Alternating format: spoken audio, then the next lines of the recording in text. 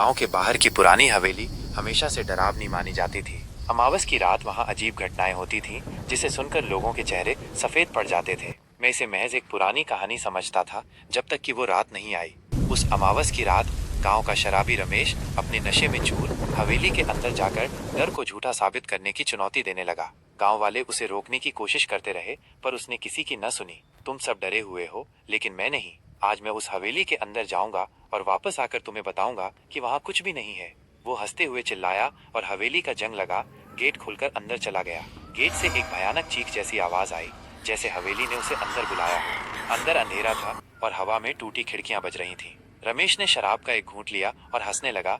ये है तुम्हारी भूतिया हवेली? मुझे तो यहाँ कुछ नहीं दिख रहा। तभी एक भारी आवाज गूंजी, तुम्हारी हिम्मत कैसे हुई यहाँ आने की? कोने से एक लंबा, काला और डरावना साया निकला, जिसकी आंखें आग की तरह जल रही थीं। वो खुद को हवेली का मालिक बताता था और कहता था कि उसने यहाँ आने वालों को कभी जिंदा नहीं छोड़ा।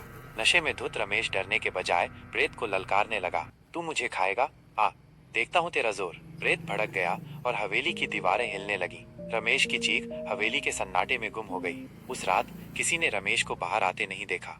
अगले दिन गांव वाले रमेश को ढूंढने हवेली के पास पहुंचे। गेट खुला था और पास में रमेश की टूटी हुई शराब की बोतल पड़ी थी, पर रमेश का कहीं कोई नामो निशान नहीं था। कुछ गांव वालों ने बताया कि ये हवेली एक पुरानी त्रासदी की गवाह है। इसका मालिक एक पश्चिमी व्यापारी था, जिसने धोखे से गांव वालों की जमीनें छीन ली थीं। गांव वालों ने उस पर हमला कर उसे और उसके परिवार को जला दिया। कहते हैं मरते समय उसने कसम खाई थी कि वो अपनी हवेली में लौटेगा और हर घुसपैठिए को सजा देगा।